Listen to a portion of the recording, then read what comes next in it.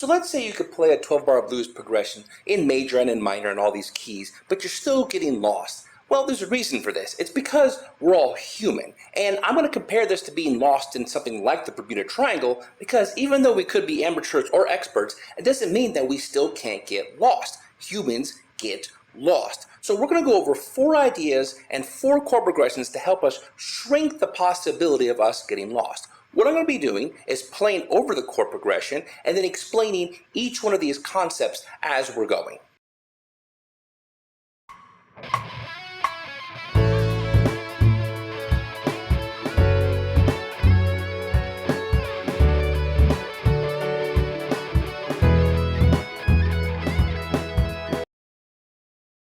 The first triangle we're going to be talking about is the Matlock Triangle, just because there's a lot of interesting things that are happening there. It may not be dangerous, but man, it is fascinating, and I can't wait to visit it just to see what in the world is going on. Now, in terms of how this relates to the fretboard, we actually have to know where all these places are, where all these notes are. And it can be very intimidating because we have a lot of frets times a lot of strings equals a really big number, and we have to know where all of them are at. So the few ways we can memorize this. The first one is to get a blank fretboard diagram and handwrite it every single day, and hopefully the visualization on the paper will transfer over to the visualization on the guitar. Another way is to get a metronome and then play the circle of fifths on each string at a certain tempo. Just the root, and just go through it every single day, and hopefully you'll get faster and faster at it.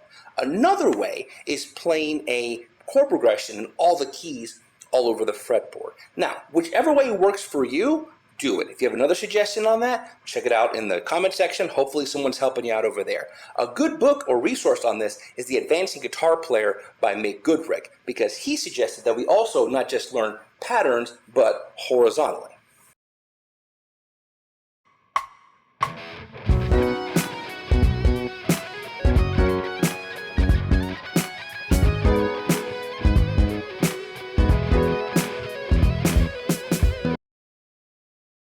This next one, the Dragon Triangle, is one that I've heard about a lot, but it's more fascinating in terms of things that have happened within history, because so many interesting things have happened there, particularly a whole fleet being lost, and even people trying to research the triangle have disappeared. Well, how are we going to compare this to guitar? How much do you know your actual music theory? A lot of us are intimidated by it because we think we're going to lose something by knowing music theory. You're not going to lose anything. If you aren't paying for a house by the age 21, you are needing music theory. Now, what should you be learning? Can you spell all the triads off the top of your head, at least all the major triads? Do you know functional harmony? And can you actually apply functional harmony to the fretboard, meaning how subdominance, how those things work? Once you understand how those are working, your brain is going to have a better time dealing with all these changes because it's no longer guessing. It knows what's about to happen next. So don't be afraid of the theory, embrace it.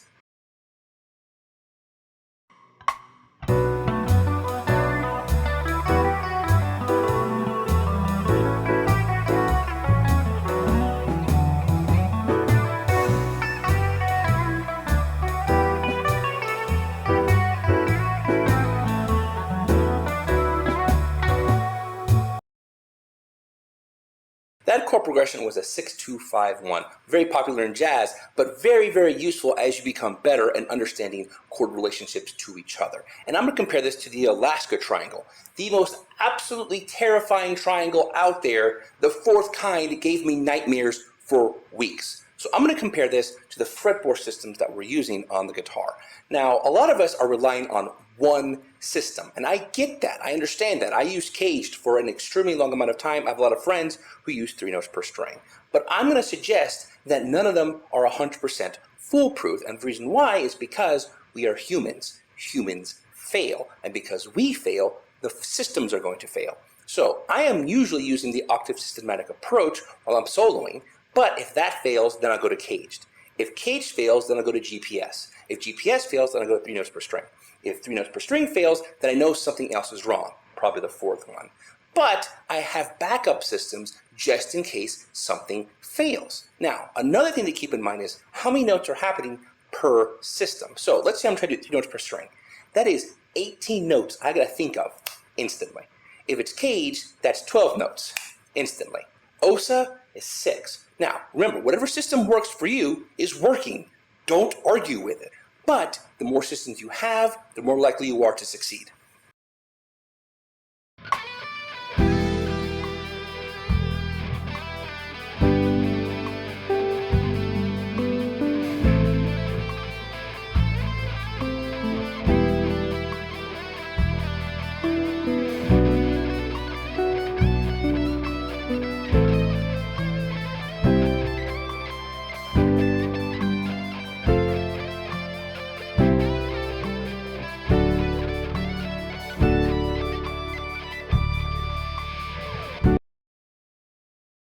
And now we're going to Miss Popular, the Bermuda Triangle.